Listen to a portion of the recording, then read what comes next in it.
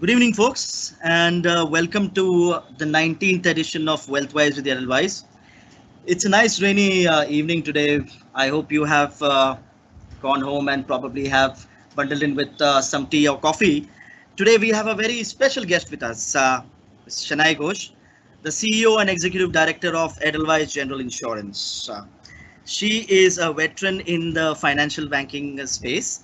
She has been in the industry for more than 2 decades now. And the topic that she would be actually sharing her insights today would be on general insurance, a topic which we have all touched upon earlier, but we may or may not know a little bit. Today, Shanai would be exploring all the avenues of that and telling you why is it important and what is it that you require to make sure that you have the right coverage in all the parts of your life when it comes to insurance. With that, I would like to now bring across Shanai to demystify the health insurance sector and help you make financial decisions to stay protected in the post-COVID era, hopefully. However, please note to our audience, there might be a lag of about 15 to 20 seconds, probably due to the network issues. Request you to kindly bear with us. With this, Shanai, it's all over to you. Thank you. Thanks, Zohar. Thanks for having me. I'm very happy to talk to all of you about health insurance. It's a subject that has gathered a lot of attention in this COVID or post-COVID era, as we call it. Yet, I'm not sure it's as well understood as it should be. And honestly, I think sometimes insurance people are accused of making simple things more complex. So here's my attempt to do the reverse, making a fairly complex thing very simple for you, because that's what you need to know. So this is about all that you need to know about health insurance. And at the end of this 20-25 minutes, I hope that each one of you will understand exactly how important health insurance is, what it does for you, and how to choose the best health insurance for you. So to start with, okay, technology takes a little bit of time to respond. So let me just try and see that I can move on to the other slide. The Okay. slide is live, madam. Yeah, I know, but it's not moving. Okay. I need it to go to the others. Okay. Yeah. Okay.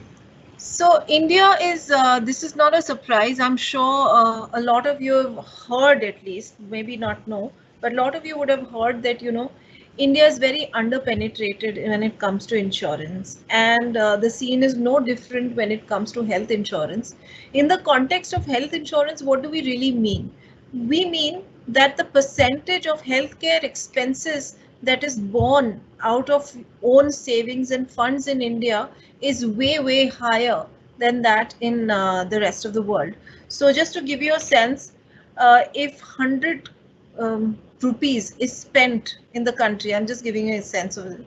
If 100 rupees is spent in the country for overall health expenses, about 61 to 62% of that is borne out of people's own savings and not out of any health insurance.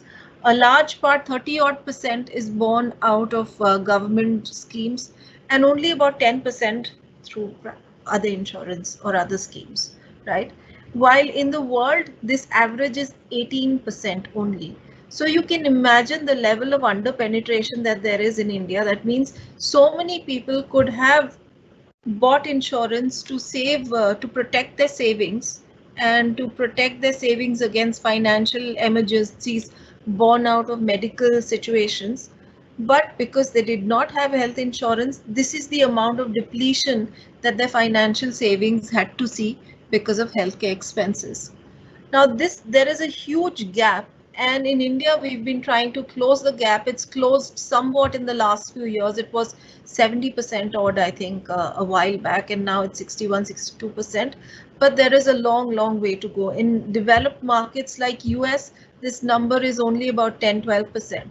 So you can imagine the amount of, you know, money, personal financial savings that are going towards healthcare expenses that could have otherwise been taken care of through health insurance.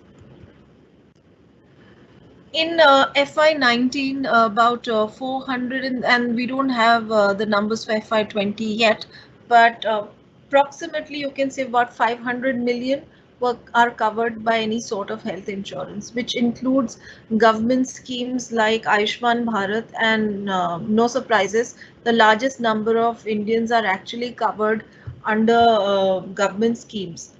Now, who are these people who are covered? Now, you would understand that if you look at the market in very, very simplistic terms, there is the below poverty line or the really poor segment, and there is the super rich segment, and there is the middle segment, which is middle income, affluent, and maybe mass affluent, not the super rich. The below poverty line is usually covered by government schemes, and the affluent, mass affluent segment is actually the one that wants to avail private healthcare, and very few of them actually have their own health insurance. Some of them are covered by health insurances of their companies that they're salaried, but a lot of them aren't. And this is a sort of middle segment which actually no one is covering, and not even health insurance or government schemes are covering. And this is the target market for private health insurers. If you look at the awareness and appreciation of the importance of health insurance, it's really low. We've done a lot of research in the past to understand why people buy or why they don't buy. Typically, these are the reasons we get. Oh, I'll take it next year. Okay, it's nice to have, but it's not necessarily a must to have in their minds. Some people think that they're young, they don't really need it. Some people say that, oh, I'm healthy, I have no health ailments, I'm very fit, I go, I run every day, etc. So I don't think I'll be needing it. Or I'm single, I'm really young and I don't think I will need it.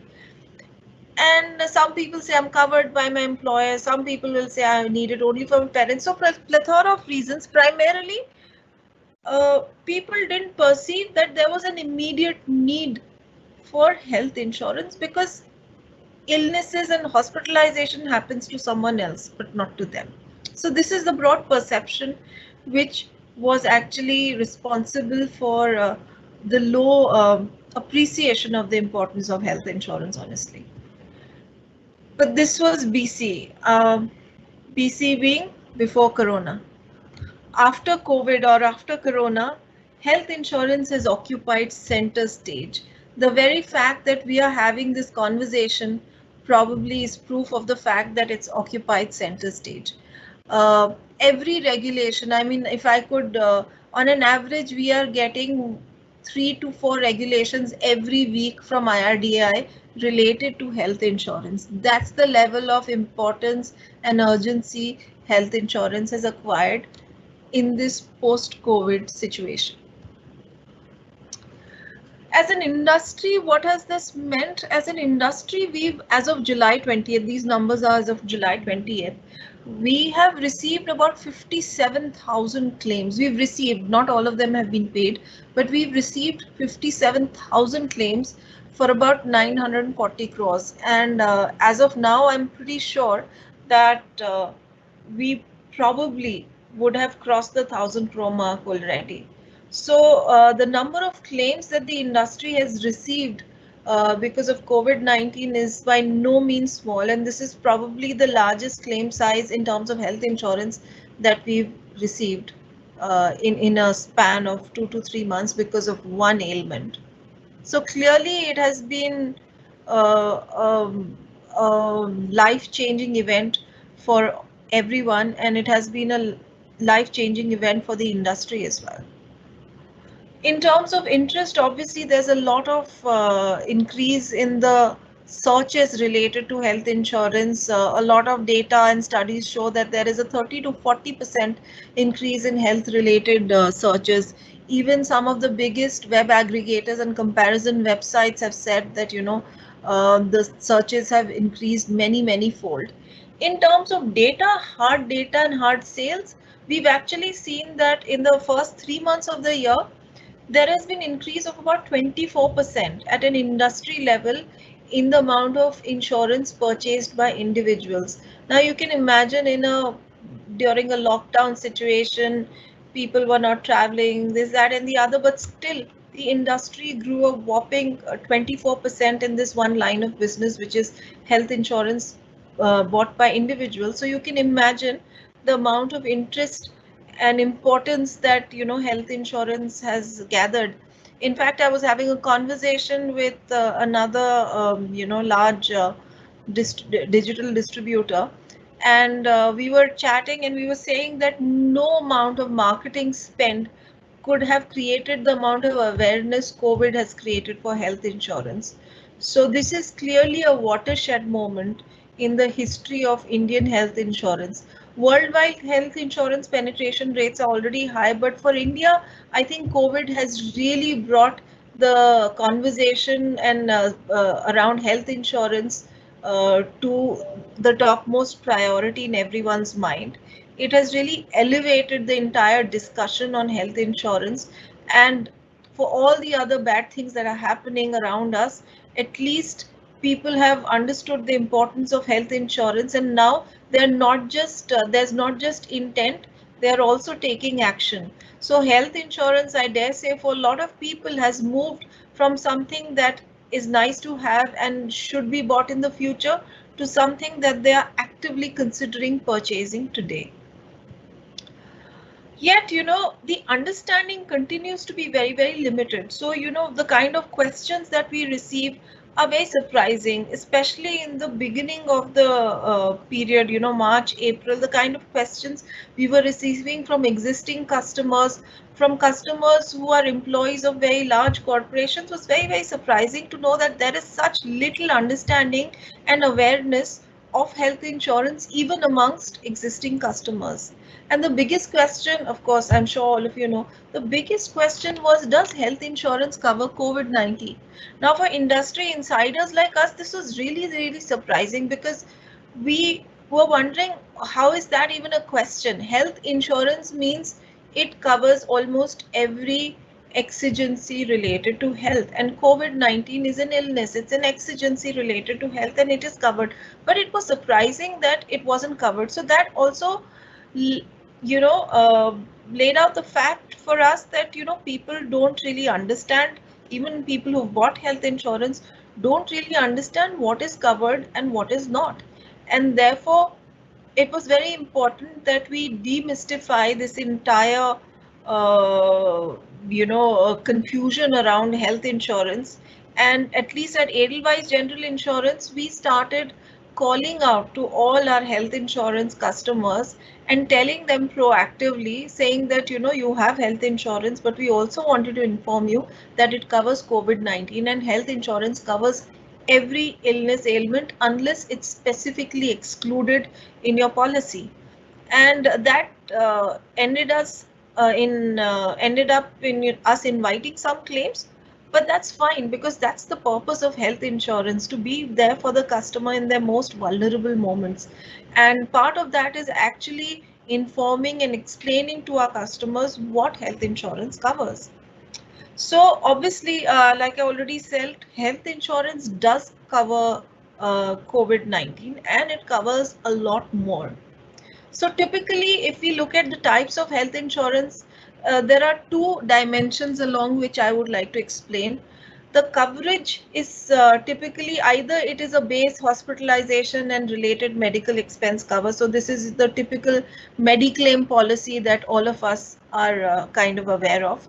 Then there is a top-up cover, which is you have a base policy and above a certain level of expense, it covers. So this could be bought by, or this is bought by some people maybe who are covered by their employers up to a certain level, and beyond an expense of that level they want additional cover. So this is a top-up cover. And there are some specific conditions or procedures that are covered. So you would have heard of policies like critical illness policy, which covers critical illnesses listed in the policy. There are policies which are called cancer care policies, which cover cancer related expenses. Then now we have corona policies, which cover COVID-19 related expenses. So there are these three broad type of coverages that you have. And when it comes to the benefit amount, it can either be a reimbursement, which is that whatever you spend on the treatment is actually reimbursed, or it is a fixed lump sum. So if you have this treatment, then you are paid so much. So most common example of this is cancer care. So typically if you're diagnosed with a cancer of a certain level, then a lump sum amount is paid. And this amount is usually paid over and above a reimbursement policy. So if you have a reimbursement policy, typically you have bills of a certain amount, you can't be reimbursed for more than that amount. So even if you have two policies, you can split the bills and say that, okay, half of it can be paid from here, half of it can be paid from the other side. You can't claim for more than the amount you've spent if you have a reimbursement policy. But if you have a fixed benefit policy, you can, that lump sum is payable to you irrespective of the amount you've spent, whether it's more or less. So a lot of people use some lump sum covers along with reimbursement to actually have a supplementary cover. So just imagine that you had that you have a regular hospitalization or a Mediclaim cover which covers everything, and you buy a cancer care policy, right? And in the unfortunate instance of anyone having been diagnosed with cancer in your family who are covered by these policies, then one, you could have all the treatment expenses covered by the base Mediclaim or hospitalization policy. But if you also had a cancer care cover which pays a fixed benefit on diagnosis, you could also have that lump sum paid. And there are many other incidental expenses that are incurred when you actually have an illness such as cancer, which are related to travel, stay expenses, etc., which can be covered by these. Sometimes, what also happens is, because of cancer, person may not be able to go to work beyond a certain time. You get into leave without pay. These kind of fixed benefit policies can also help you cover up for that time, because this is paid irrespective of the cost of the treatment. Now, provided this kind of combination can work only if you have a hospitalization policy that covers all your basic costs of treatment, right? So this is how health insurance universe is divided. Coverage, what it covers, hospitalization top up above a certain amount or a specific illness or procedure, and the benefit amount can be of two types. Either it can be a fixed lump sum on diagnosis or occurrence of a specific instance, or it can be reimbursement of the costs incurred. What does a basic health insurance? So if you look at the baseline and basic health insurance cover, what all does it cover? It essentially covers all hospitalizations. Okay, any hospital incident it covers. Typically, a lot of policies used to insist on 24-hour hospitalization, but now a lot of them don't, because they also, many hospitalization or many procedures are day procedures, so they don't necessarily insist on that. Any associated medical expenses pre and post. So because of this hospitalization, prior to that hospitalization, post that hospitalization, you may have medical expenses, which is medicine, doctor consultation fees, diagnostics, etc. Those are also covered. And some of them even cover OPD or outpatient department expenses. That is, expenses that you have typically in regular medicine or diagnostic or consultation.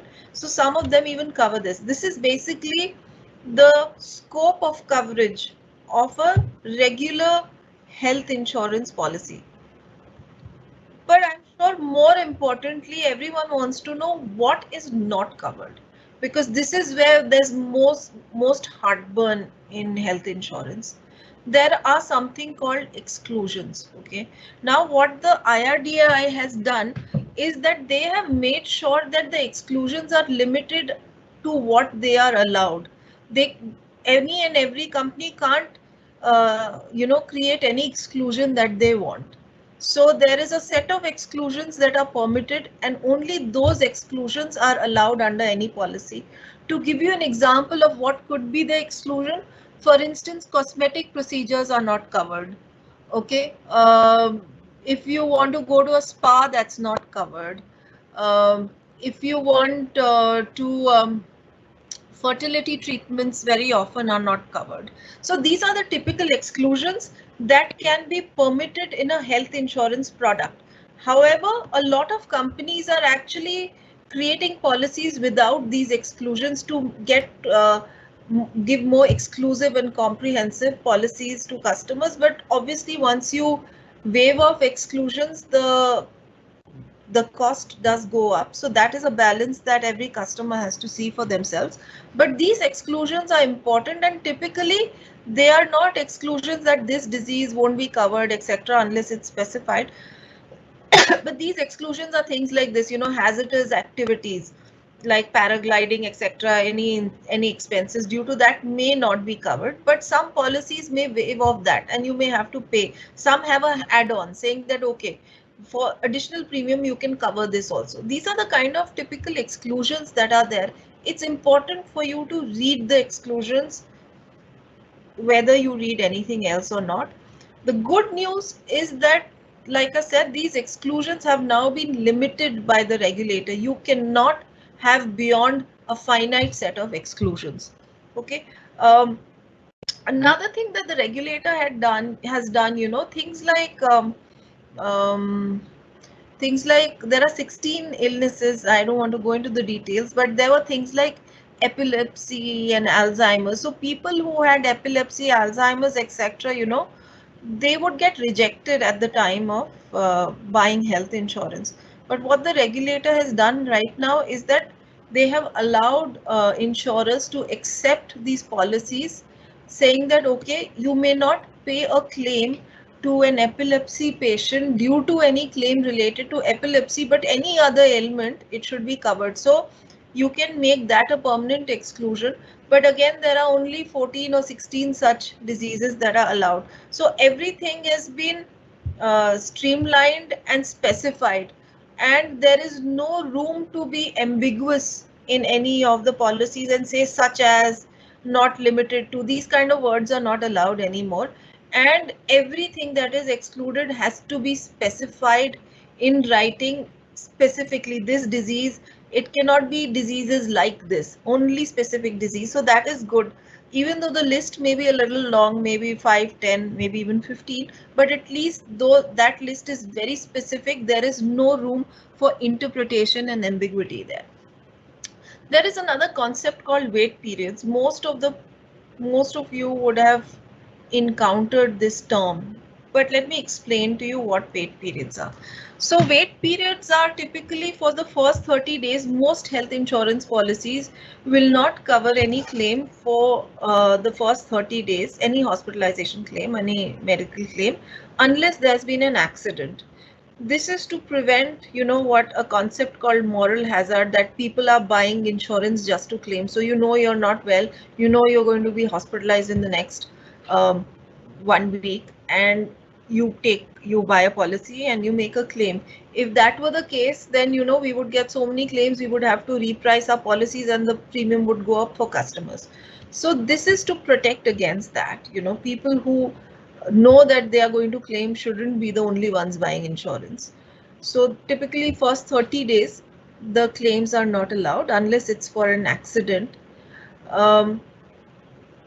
Up to 30, if you have a pre-existing condition, okay, so suppose you have hypertension or you have diabetes, these kind of conditions you already have at the time of taking a claim, then typically up to 36 months, you can't entertain a claim linked to these conditions if you already have these conditions.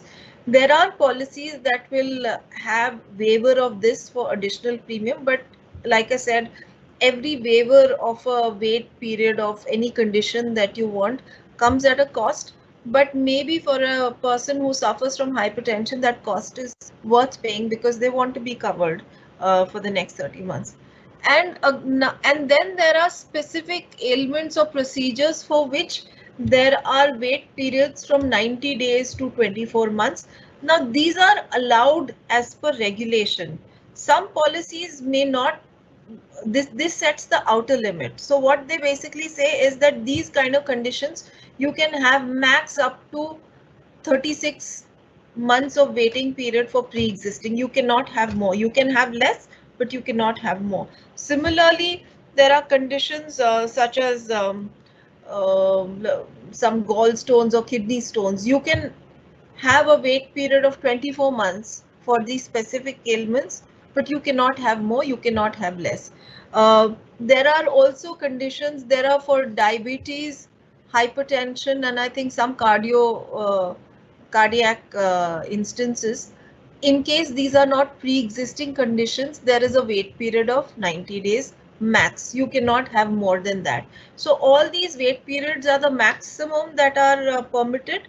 You cannot have more than this amount of wait period in any of the policies. So read these also. What are the various waiting periods that are there? After this waiting period, everything should be excluded. And then some policies will have sublimits. So some will say that, room rent cannot be beyond this amount, or cannot be beyond X percentage of the sum insured. So keep that in mind. If you want a room rent, if you want a policy without any room rent cap, so that kind of policy with sublimits will not work for you.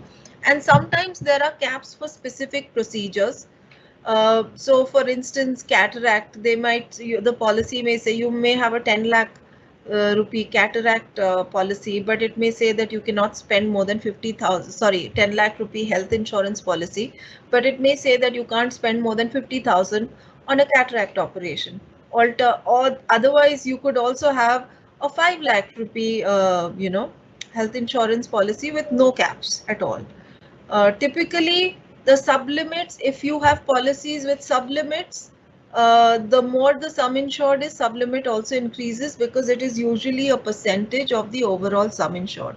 So these are things that are not covered for some time or not covered beyond a point. So these are things that you should look at and make a note of in insurance.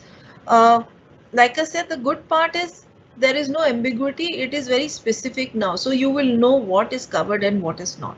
Okay. And as much as it's important to know what is covered, it's equally important to know what is not covered. And most health insurance policies will come with a 2 or 3 page document that kind of simplifies the entire health insurance policy. So you know exactly what is covered and what's not.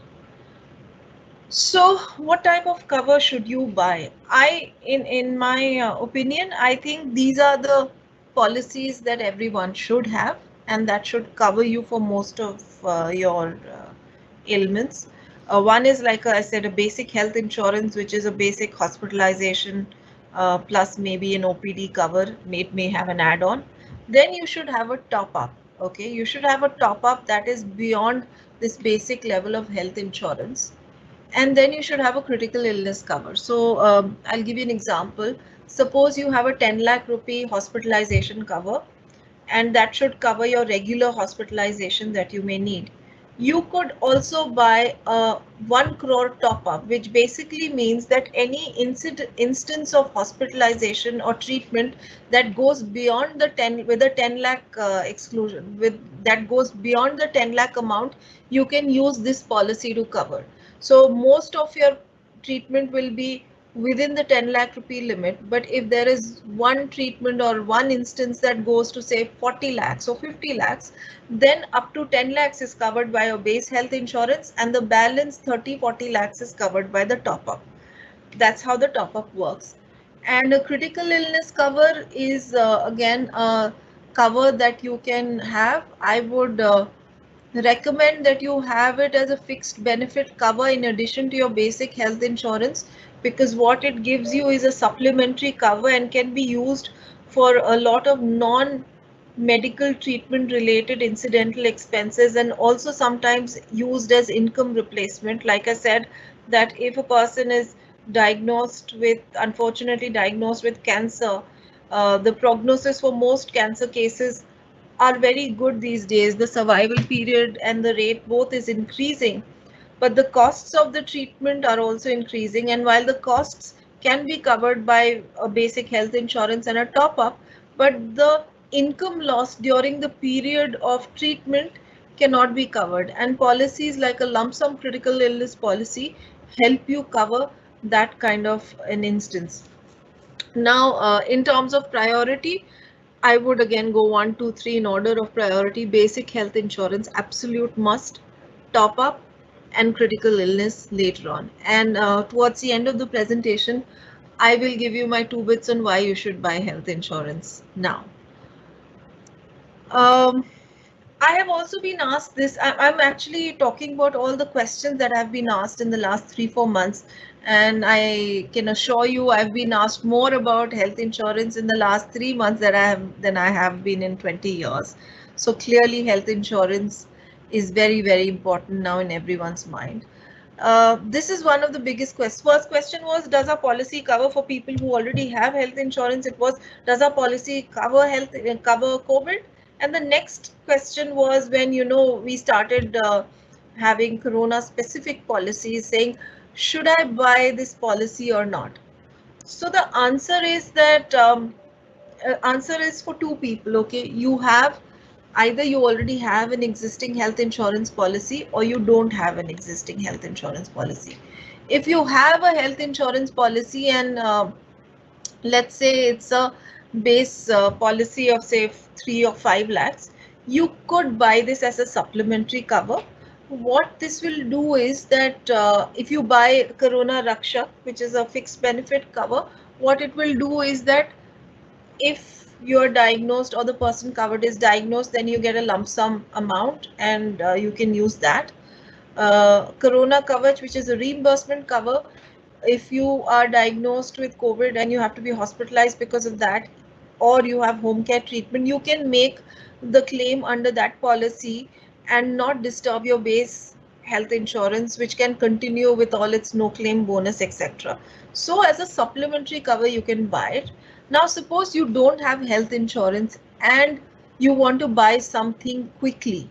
Okay, this is offered by all health insurance and all general insurance companies, and the premiums are wide ranging and there is an affordable range of premiums. So it is a quick way to get coverage for COVID-19 in a very, very affordable manner. So you want to buy something immediately, you can go in for this.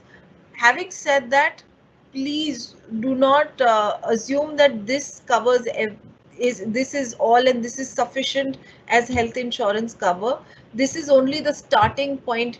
Please definitely buy a health insurance cover as and when it's affordable for you.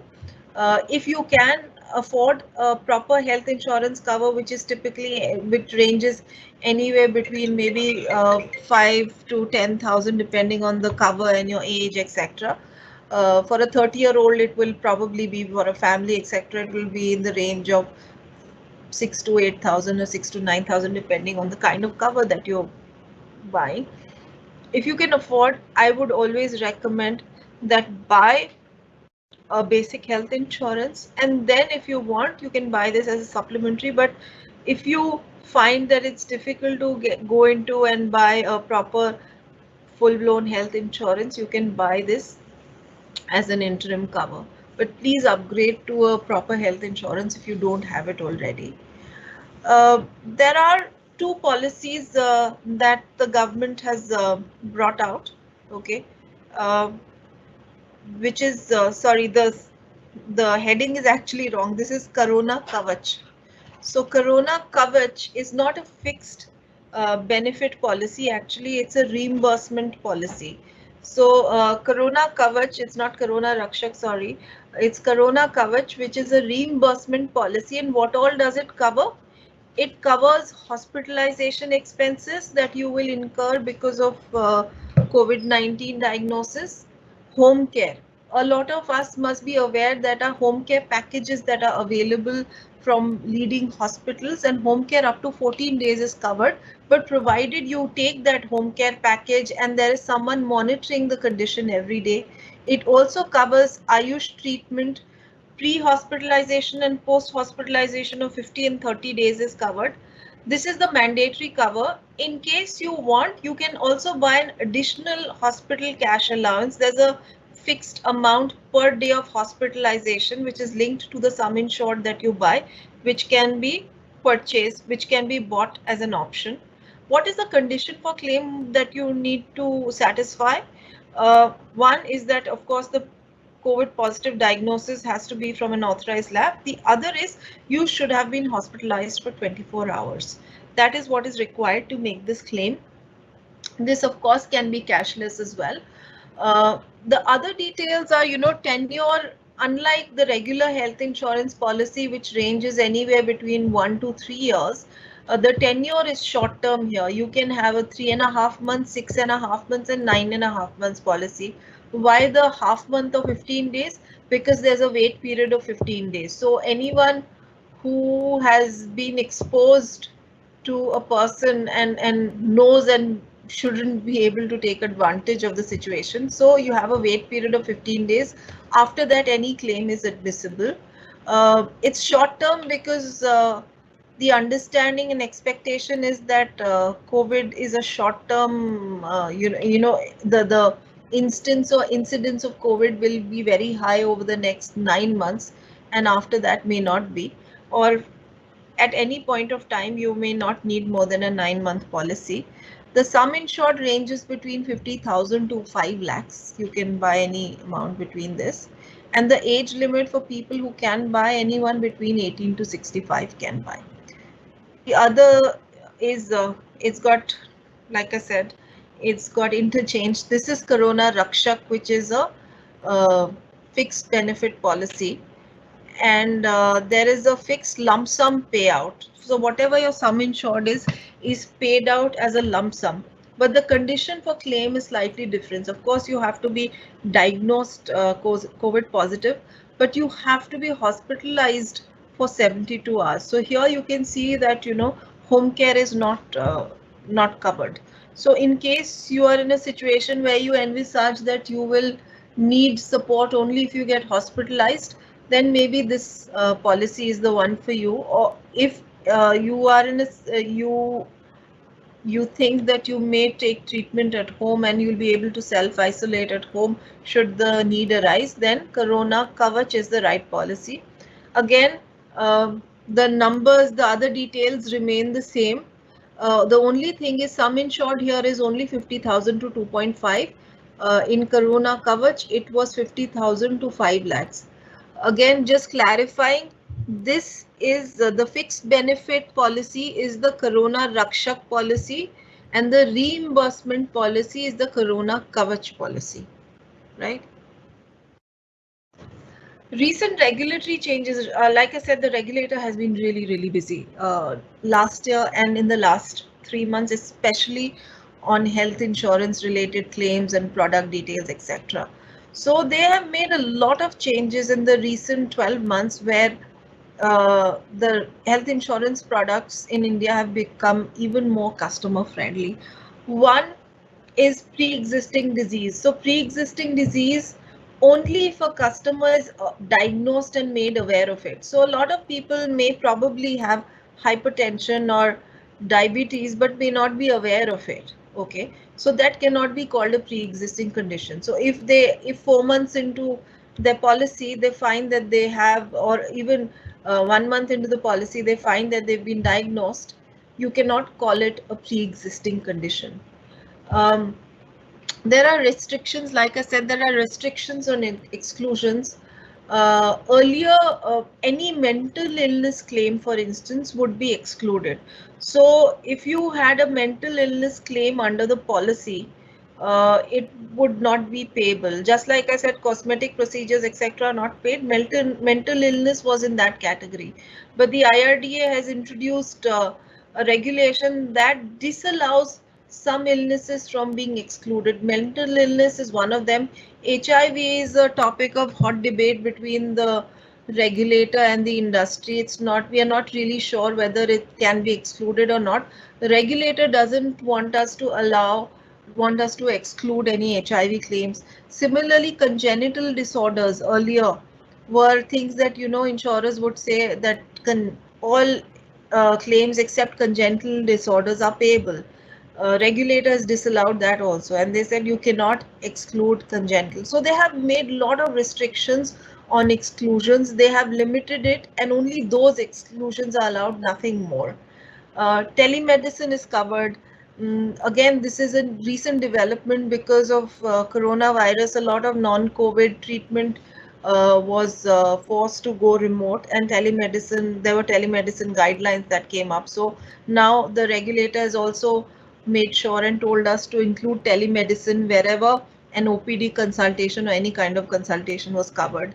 In any insurance, there will be some parts of the insurance that are non-payable. For instance, if you have a room rent that is allowed up to say 5,000 rupees per room, that is a kind of limit that your policy has, and you want to go for a room rent which is 10,000, most of you would be aware that all the other payables associated with the treatment also increase in proportion. So the doctor fees increases, the consultation, everything increases, and this kind of proportionate reduction is not allowed. So all of those are paid, have to be paid on actuals. Any kind of pharmacy, any kind of other diagnostic, etc., has to be paid on actuals. You cannot reduce it just because the customer has gone for a higher category of room. Earlier it used to be reduced, it was practice. Also ICU, there is no deduction in ICU charges because ICU is only one category. So even if your room rent is lower, it cannot be deducted, any kind of things. And like I said, no ambiguous statements in contracts. So you cannot say such as this but not limited to. All of these are just not allowed. It's either there or it's not there. There is no room for ambiguity and confusion in the customer's mind. That is a mandate from the regulator. And therefore, the right time to buy health insurance, if you don't already have it, is now. Because a few things, and I feel very, very strongly about this, Indian regulations offer guaranteed renewability for life. What does this really mean? As health insurers, we underwrite, or rather we take the decision to accept or not accept the policy. That decision can be taken only once. Once we have taken that decision, we have to renew that policy for the life of the customer. We can never refuse to renew the policy irrespective of the number and amount of claims that we have. So suppose a person buys a 10 lakh rupee policy from us today or 5 lakh rupee policy, and makes and has claim free say 5 years, okay, and after the 5th year there is a claim. We cannot say that, oh, now the 5th year claim is so big that it covers more than the premium of the previous 5 years. It's not up to the insurer, and insurer cannot refuse to renew the policy after that. So another example would be a person has bought a policy for 2-3 years, no claim. 3rd year, maybe the person had a heart attack or some kind of cardiac incident, got treated. After that, and maybe the claim was big in that year, and typically health insurance premiums do not exceed beyond a few thousands or 15-20,000 depending on your sum insured and your age and the size of your family, but claims are rarely in this range. Claims are much more. So typically if you make a claim in a year, it will definitely exceed your health insurance premium. But the health insurer, once they've accepted the policy, they have to renew it for life as long as you want to renew it. Also, after 8 years, suppose you've bought a policy, after 8 years, claim cannot be rejected under any count except fraud. Most policies offer no claim bonus. So suppose you have a policy and you are you don't make a claim. A lot of us don't. You will have a no claim bonus. You can port your policy to another insurer. Suppose you're not happy with the service of one insurer, you can port your policy with all the continuous continuity factors. That means you have a wait period of say 24 months for some kind of claim. You've spent 12 months in one policy, only the balance 12 months will be counted. The clock doesn't get reset. And medical costs are rising at 2x the inflation in India. So there is no reason to postpone this decision. And the sooner you enter, the better it is. One, the claim, the rates are much better as you're younger. When you're younger, you don't really need you don't really expect to have health incidents. You may have, but you don't really expect to have. But as you grow older, the probability of having those health incidents increases. So if you buy it young, by the time you really need it, all your wait periods, etc., are done. And under no circumstance can your claim have any issue going forward. So get it now, make sure you have it. You'll have a life insurance, health insurance policy for life, and especially when you really need it, when you get older. Health insurance requires you to have a little bit of foresight, because I bought my health insurance maybe 10 years ago, honestly, not very long ago, 10 years ago before that. But now I make sure, and I haven't claimed, thankfully. But I make sure that I renew every year, because when I'm 60 or 60 plus, I'm likely to need it. And at that point of time, under no circumstance can any of my claims be rejected. So that is, that is the kind of visibility that you need to create for yourself when you're thinking about health insurance. So imagine a 30-year-old buying health insurance today, 4 years or 5 years down the line, when he's 35 plus, nothing, no claim can be rejected. And after 8 years, nothing. So all his wait periods, even if he's got hypertension, etc., by the time he's 33, all hypertension related wait periods will be over. So you cannot, so the sooner you buy, the better it is for you, because when you need it, you will be able to make all claims. And when you are buying a health insurance premium policy, there are many things to be kept in mind, and not just the premium. Unfortunately, a lot of people consider premium, and the cheapest is not the best, really, not in health insurance for sure. Look at the waiting periods. The lesser, the better, obviously. Sublimits, ideally, you would want a policy with no limits, but it comes at a cost, and decide which one is the right, what is the trade-off, what kind of limits are you okay with, and what kind of costs are you okay with. Look at the network of hospitals that the health insurance policy offers, especially in your vicinity. What is the kind of pre and post hospitalization expenses covered? The longer the better, because there are incidental expenses associated with a hospitalization. What are the exclusions? No, it's completely intuitive that lesser the better. And again, it should be unambiguous. There should be no confusion around what is excluded. So you should completely understand, and it should be ideally limited. And what you can do is use copay to reduce the premium. So suppose you have a policy with 0% copay. That means every claim will be 100% paid by the insurer. Vis-a-vis a policy where you say that for every claim I will pay 10% or I will pay 20%. Then your premium reduces. So these are things that you can do to reduce your premium. So you could go for a policy which probably has no sublimits and lesser waiting periods, lesser exclusions, and so on and so forth, but you could use copay to reduce the premium. So these are things that you have to keep in mind when you're buying a health insurance policy. But please, if you already don't have a health insurance policy, please buy it immediately. It is the most important policy that you need today. Health really is wealth, and health insurance also helps you save your wealth. So please go ahead and buy a health insurance policy today. And with that, I come to the end of my presentation, and I'll be happy to answer any questions that you may have, or things that I have triggered with my presentation. So I'll be happy to answer any of your questions and doubts now. Zohar, over to you. Thank you, Shania. Thank you. That was quite informative.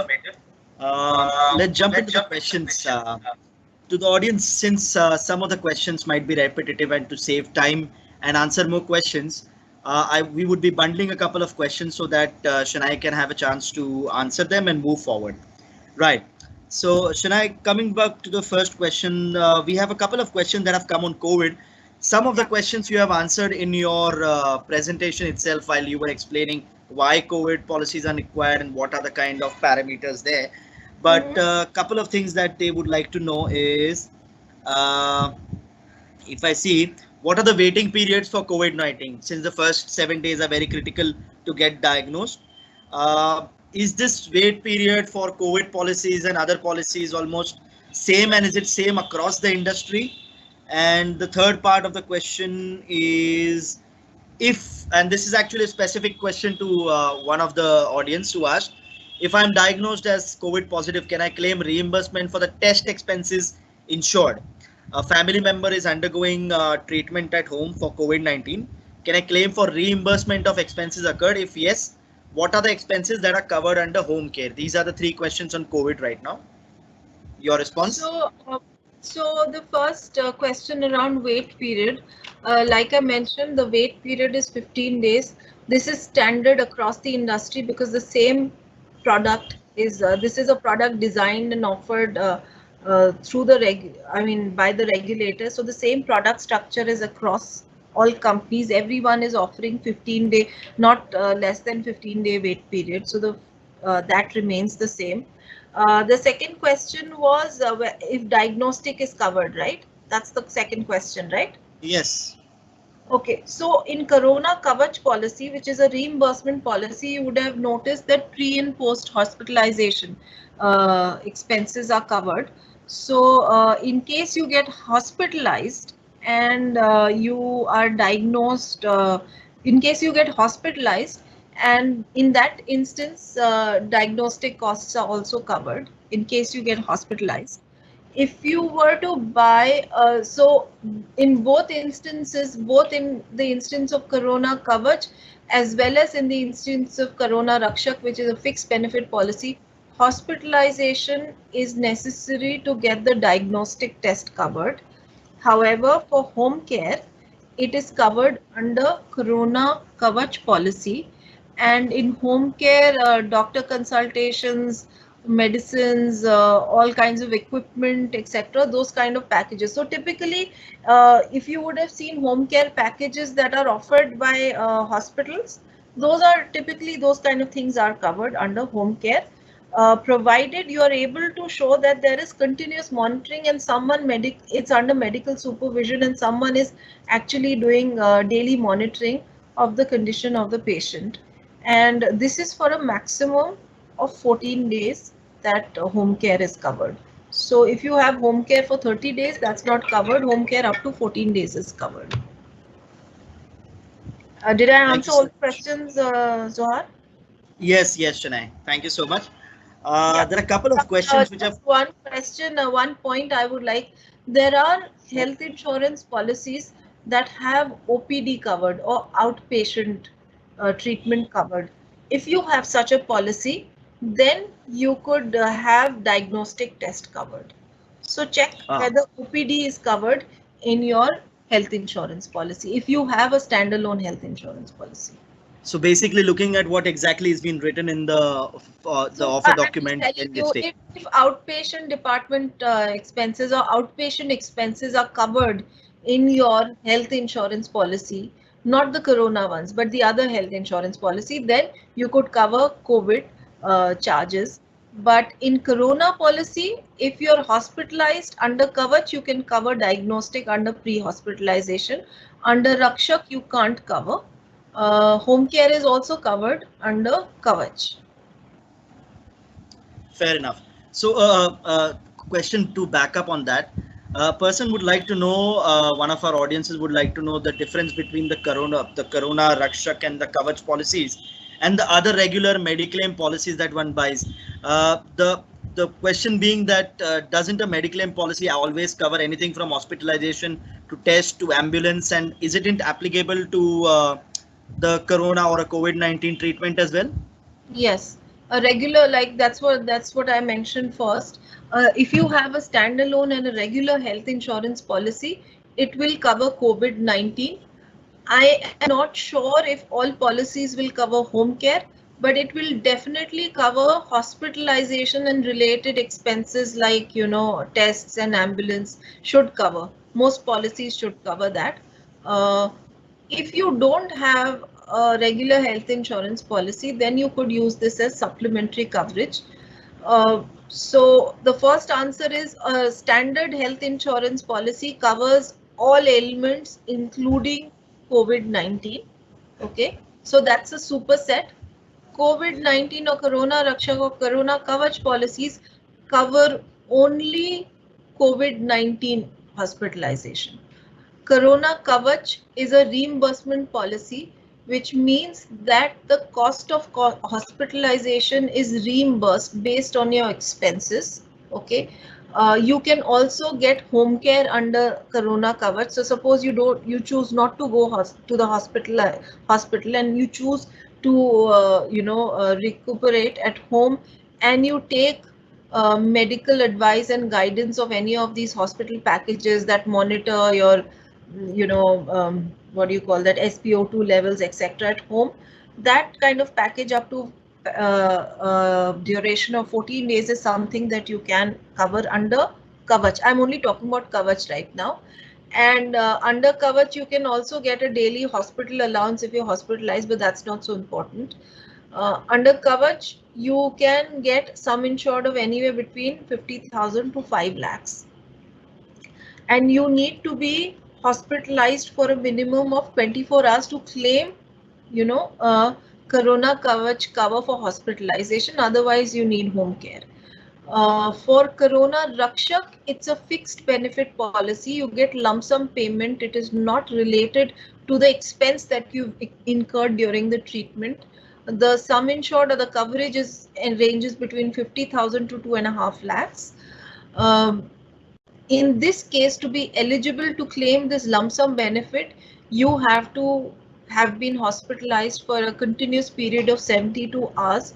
So suppose you're hospitalized for 72 hours, then you can make a claim, and suppose you have a 2.5 lakh sum insured, you will get that claim paid 2.5 lakhs, even if you spend only 1.5 lakhs in your actual hospitalization. So that is Corona Rakshak for you.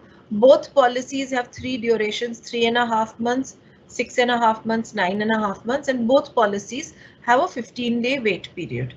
So if you buy a policy, say on August 10th, you cannot make a claim, before August 26th or 25th, 15 days, inclusive of the first day. Thank you so much, Shanam. During this particular pandemic, it has been seen that the virus has normally affected people above a certain age. And that has been a rising concern amongst our audience as well. There are a couple of questions which are actually coming to that, due to which one of the questions, and I'm bundling these couple of questions. They wanted to know what are your views on policies or health insurance policies for senior citizens, and if there is COVID-19 policy, if you're looking for a senior citizen, what are the kind of COVID-19 policy that you would suggest for a senior citizen, minus Corona, or with or without? So unfortunately, for real senior citizens, you would have seen in my presentation that the age limit is 65 years under these 2 Corona policies, right? So it cannot, if you're above 65, you can't buy this policy, you can't get covered by this policy. But there are senior citizen policies in the market which cover senior citizens above 65 also.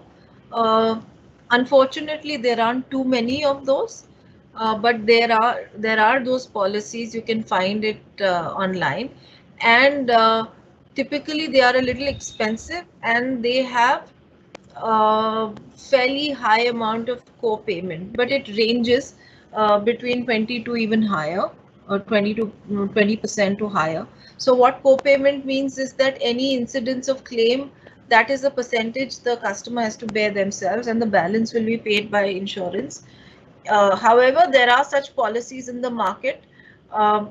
Most of these policies will have a 30-day wait period. So it's only after 30 days that you will be able to make a claim on any of these policies. However, if you are employed or salaried, typically you should be able to get cover for your parents under your group health insurance. So even SMEs, for instance, can buy. Group health insurance is actually a very good platform to give very flexible cover to employees and their parents and dependents, because you can customize the cover and you can waive off a lot of waiting periods, and you can include parents also.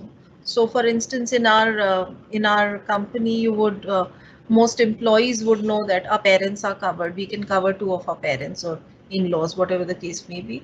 So that's another option of covering parents. Having said that, I agree this is a concern, and while there are policies, there aren't enough and they are expensive. But please do buy. If you're concerned, I would suggest, and if you can afford it, buy a policy for your parent or parents. There is a 30-day wait period and there may be a co-payment of some sort, but try and see what is the best option available out there for you and buy it, because it's better to have your parents covered than not.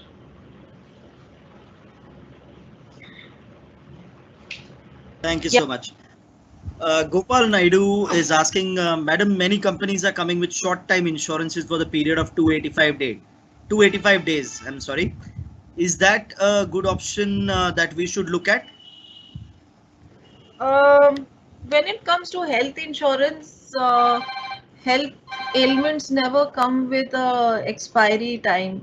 So 285 days at best can be a stopgap or an interim arrangement. Like I said, you want to just, you want just to tide over just for COVID. And I would think that typically this is coming out, these kind of policies are addressing one specific ailment or one specific instance.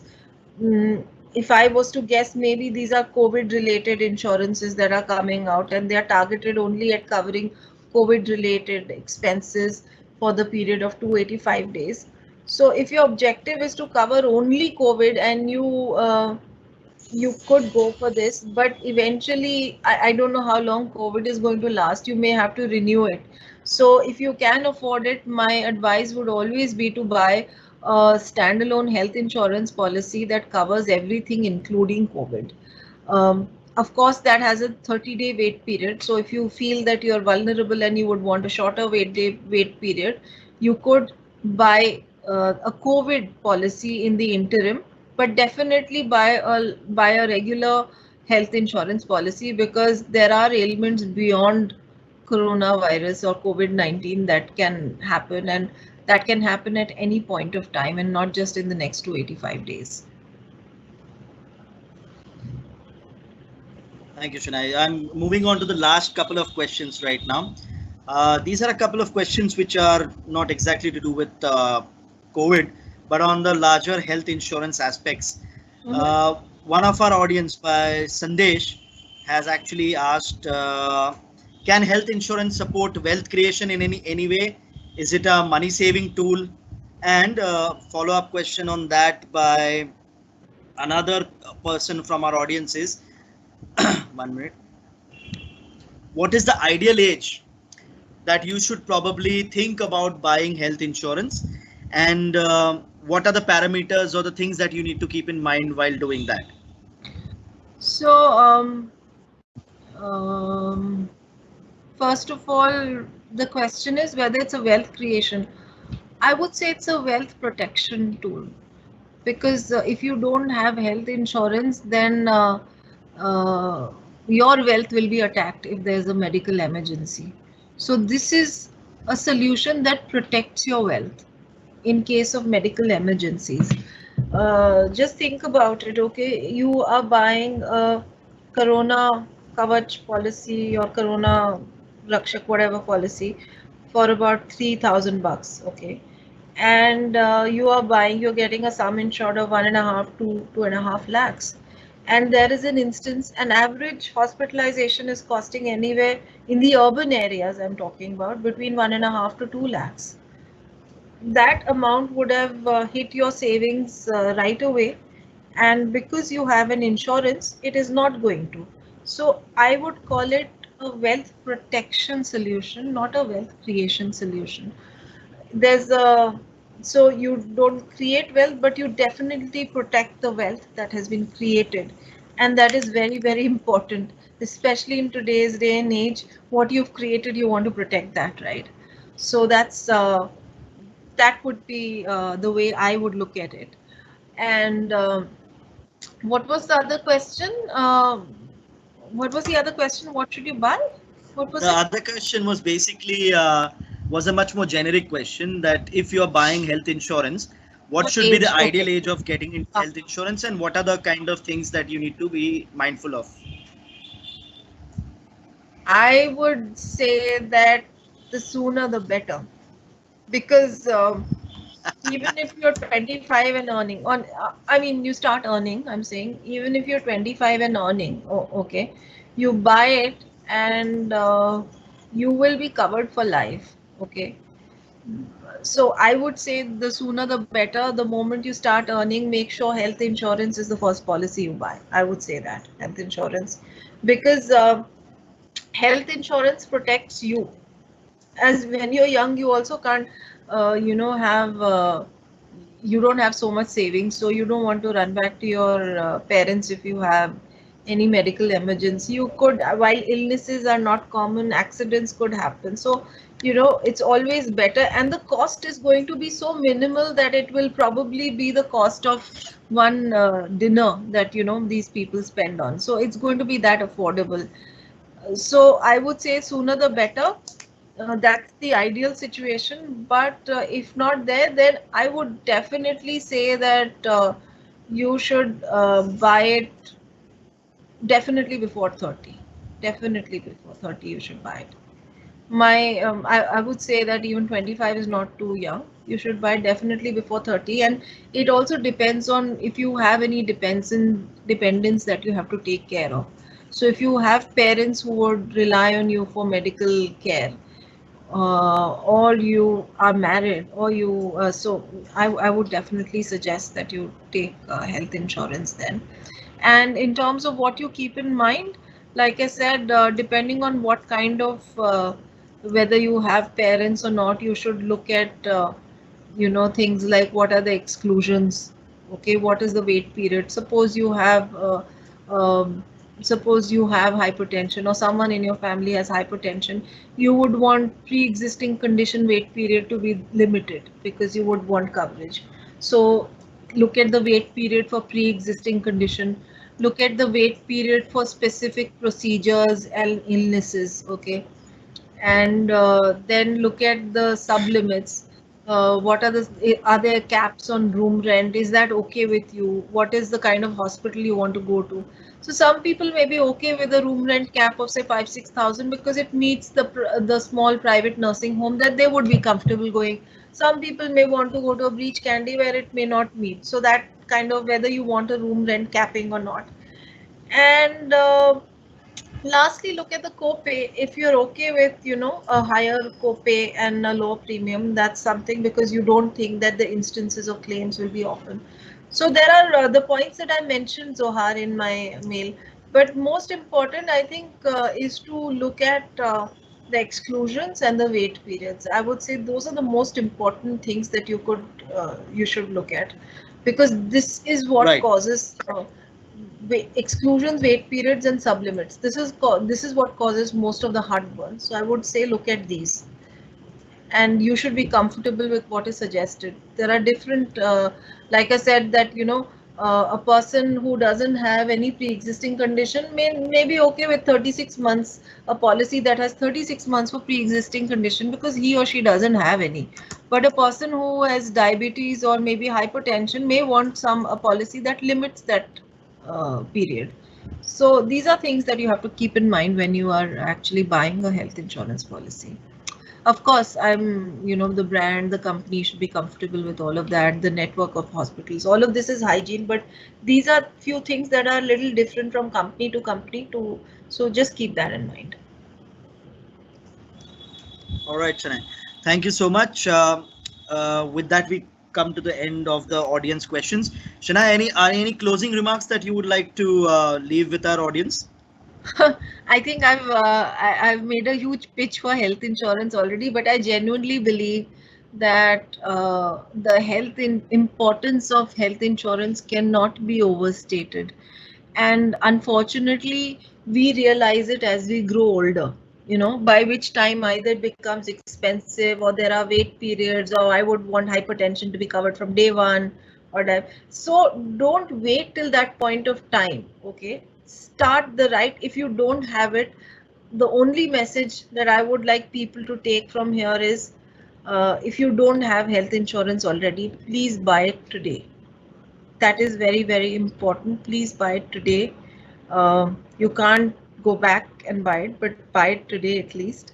And if you have health insurance, please go back and look at your policy once. I know it's not a very,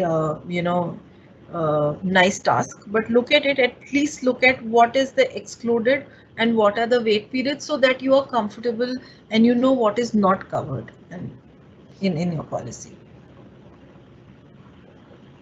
So this is my last message to anyone who's on the webinar.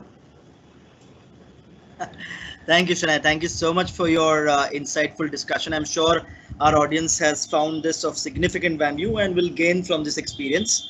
To our audience, thank you so much for tuning in. We look forward to having you all join us back again next week. Till then, stay home, stay safe, and stay calm.